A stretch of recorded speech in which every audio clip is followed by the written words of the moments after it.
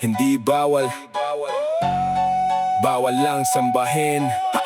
Amagat, utos ng Diyos kay Moises noon, gumawa ng kerubi na ginto at kayamanan, ilagay sa ibabaw ng kaba ng tipan, sa luklukan ng awa, sa banal na dako paman. Dalawang imahen, pakpak ay nakabuka, harap sa isa't isa ayon sa kanyang salita. Ito'y utos mismo mula sa may kapal, patunay na ang paggawa'y hindi masama o kasalanan. Muli ay nagutos sa lupain ng paglalakbay, gumawa ng ahas na tanso, sa poste ay itataglay. Sino mang matuklaw at tumingin dito'y gagaling, kasangkapan ng himala ayon sa kanyang kalooban. Hindi ipinagbawal ang paghubog at paggawa, kundi ginamit pa upang buhay ay maisalba. Kaya't mali ang sabing bawal ang imahen, dahil ang Diyos mismo ang nagutos nito noon pa man.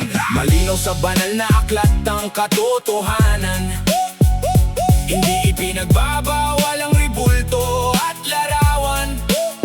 Ang bawal lamang ay ito'y gawing Diyos at sambahin, o paglingkuran na parang siyang lumikha natin. Paalala ito na dapat nating isa puso, ang gamit at kahulugan ay magkaiba ng puso, simbolo at paalala. Ito ay pinahihintulutan basta't hindi inilalagay sa pook na dapat sa Diyos lamang.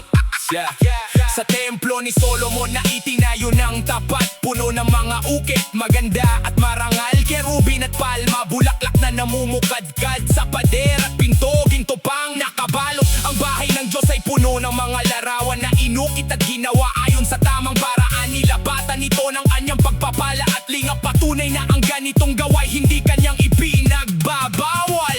Kay Ezekiel ay ipinakita ang banal na dako, ang templong ganap na gawang ayon sa kanyang gusto. Sa bawat pader sa loob at labas ay nakaukit pa rin mga imahen at hugis na kanyang nilingap din. Kaya't huwag sabihin ito ay kasalanan, dahil sa kanyang salita'y malinaw ang katotohanan. Maraming halimbawa, utos pa at kalooban na ang paggawa'y hindi ipinagbawal ng lumikha natin. Ano nga ba talagang ipinagbabawal niya? Sa 10 utos ay malinaw na nakasaad na huwag gumawa ng imahen, larawan o hugis man upang sambahin, paglingkuran at gawing Diyos man.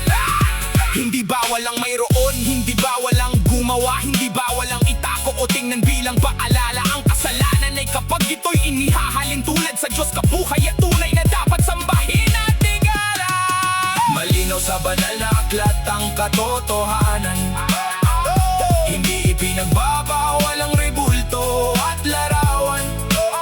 Ang bawal lamang ay ito'y gawing Diyos at sambahin, o paglingkuran na parang siyang lumikha natin.